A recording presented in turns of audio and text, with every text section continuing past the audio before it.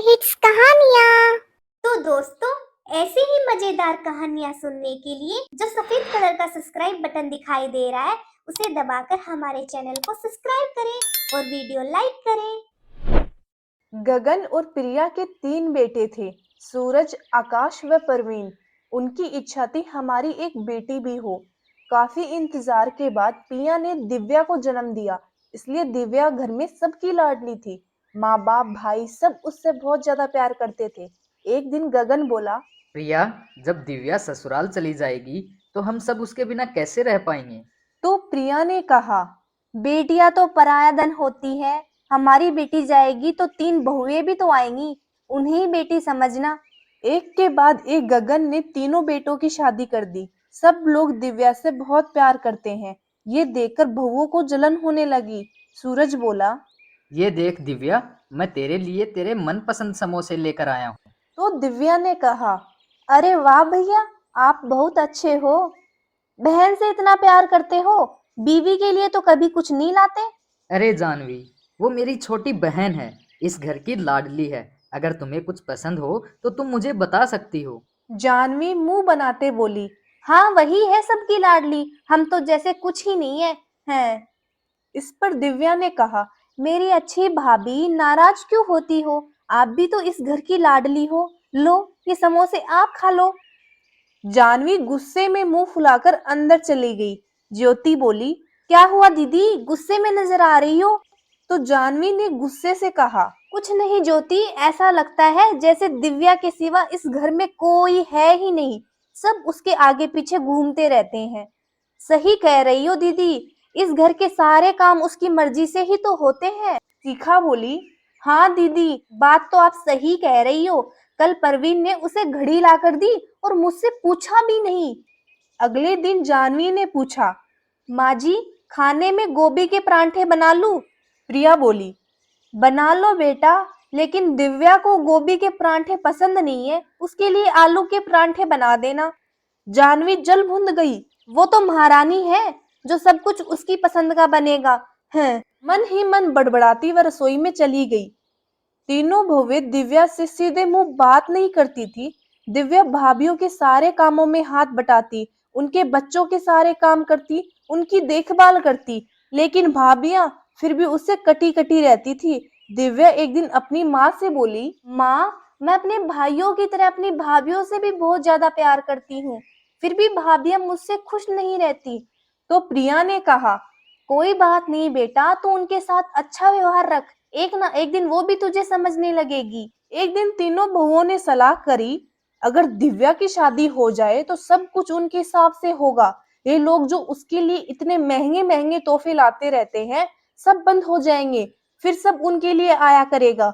जानवी बोली, अगर उसकी शादी हुई तो हमारे पति सारी दौलत उसकी शादी में लगा देंगे। कुछ ऐसा करना चाहिए जो सब लोग उससे नफरत करने लगे और जल्दी से इस घर से उसका पत्ता साफ हो जाए। तो ज्योति ने पूछा, लेकिन ऐसा कैसे होगा दीदी? बताओ दीदी। गहने चोरी करके उसे फंसा देते हैं, फिर तो उसके भाई उसे खुद ही घर से निकालने की सोचेंगे। हाँ, जब वह कहीं इधर उधर हो जाएगी ना, तब हम अपने सारे गहने उसकी अलमारी में रख देंगे। ठीक है दीदी।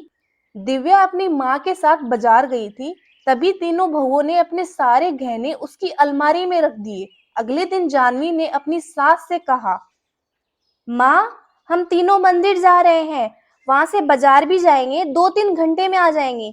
कोई बात नहीं बहू, आराम से जाओ, दिव्या है ना। शाम के समय तीनों बहुओं ने चिल्लाना शुरू किया, क्या हुआ जानवी, ज्योति, शिखा, तीनों क्यों चिल्ला रही हो? माँ जी, आज मेरी सहेली के यहाँ पार्टी थी, मैंने तैयार होने के लिए गहने देखे तो लॉकर खाली पड़ा है। माँ, मेरे भी गहने नहीं है। माँ, मेरा लॉकर भी खाली है। प्रिया और गगन के होश उड़ गए।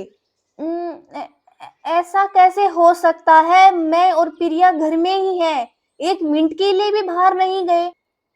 तब तक तीनों बेटे भी आ चुके थे। सूरज बोला, घर में आज से पहले कभी चोरी नहीं हुई, शायद तुम लोग कहीं रखकर भूल गई हो। जानवी गुस्से में बोली, क्या सभी भूल गई? जरूर किसी ने निकाले हैं। हाँ, दिव्या ने कहा, भाभी, घर पर मैं और माँ ही थी। कहीं आपका इशारा हमारी तरफ तो नहीं है? तुम बात को खुद ही अपने ऊपर ले रही हो। हमने किसी का नाम लिया है? गहने चोरी हुए हैं तो हुए हैं, हाँ। सब लोग परेशान थे मगर तीनों बहुएं अंदर ही अंदर बहुत खुश हो रही थी। आकाश ने कहा, चलो हम सब एक बार अपने अपने कमरों में ढूंढ लेते हैं। लेकिन गहने नहीं मिले। आखिर दिव्या के कमरे में सारे गहने मिल ही गए। सबकी आंखें फटी रह गई। जानवी बोली, गहने तुम्हारी अलमारी में कैसे आए दिव्या? दिव्या ने कहा, भाभी मैं नहीं जानती, मैं तो काम निपटाकर बच्चों को पढ़ाने में लग गई थी। दिव्या, अगर बाहर से चोर आते तो यहाँ नहीं रख कर जाते, साथ ले जाते। दिव्या रोने लगी और बोली, मैं भला ऐसा क्यों करूंगी?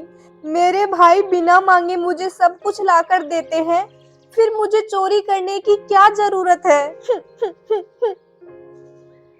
नहीं दिव्या, ऐसा कभी नहीं कर सकती। दिव्या, शादी तो पक्का होने देती, हम तो तुझे गहने से लाद देते, लेकिन ऐसा नहीं करना चाहिए था। हाँ सूरज, जल्दी कोई लड़का देखो और उन्हें विदा करो, आगे न जाने क्या होगा। सब चुप थे। किसी को समझ नहीं आया क्या करे। गहने लेकर तीनों बहुएं अपने अपने कमरे में चली गई। भाई भी कुछ नहीं कह पाए, वो भी उनके पीछे पीछे चले गए। दिव्या रोती रही। पापा, आज मुझ पर से सबका भरोसा उठ गया है। क्या मैं चोरी कर सकती हूँ क्या पापा? पत्नियों के चेहरों की खुशी से तीनों भाई समझ चुके थे कि दाल में जरूर काला है। एक दिन परवीन ने तीनों को बात करते सुना। सोचा था घर से निकाल देंगे, पर मुंह से किसी ने दो शब्द भी नहीं कहे लाडली को। ये प्लान तो फेल हो गया, कोई और प्लान करो। वो चली जाए बस यहाँ से, उसकी शादी के अलावा और कोई रास्ता नहीं है, तभी जान छूटेगी महारानी से। परवीन सब समझ गया कि वो सब इन तीनों की साजिश थी। उसने सूरज और आकाश को बताया तो उन्हें भी गुस्सा आया, लेकिन वह सही समय के इंतजार में चुप रहे। एक दिन तीनों बहुओं ने दिव्या के कमरे से आवाज सुनी। लेकिन पापा, ये प्रॉपर्टी आप मेरे नाम क्यों कर रहे हो? गगन बोला, बेटी, तेरी भाभीियों को लगता है तू चोर है, तूने चोरी की है। तेरे भाई भी तुझसे बात नहीं करते। प्रॉपर्टी तेरे नाम करने से वो समझ जाएंगे कि तू इन सब की मालकिन है, तू चोरी नहीं कर सकती। प्रिया ने भी कहा, और पता नहीं क्या आरोप लगा दे तुझ पर। इस पर दिव्या बोली, नहीं, मेरी भाभियाँ बहुत अच्छी है, वो मेरे लिए कभी कुछ नहीं सोचेगी। बहुत प्यार करती है वो मुझसे। हो सकता है कोई चोर गहने लेकर भाग रहा हो और किसी के आने की आहट सुनकर वह मेरी अलमारी में रखकर भाग गया हो। मैं अपनी भाभियों के लिए कभी गलत नहीं सोचूंगी, ना ना। और ये प्रॉपर्टी सिर्फ उनकी है, मुझे तो बस उनका प्यार और आशीर्वाद चाहिए और कुछ नहीं। बस मैं हमेशा इस घर की लाडली बनी रहूं, मुझे तो बस यही चाहिए। ये बात सुनकर तीनों बहुओं को अपने लिए बहुत बुरा लगा। वह तीनों अंदर आकर बोली, माफ करना, हम तुम्हारी बातें बाहर खड़े होकर सुन रहे थे।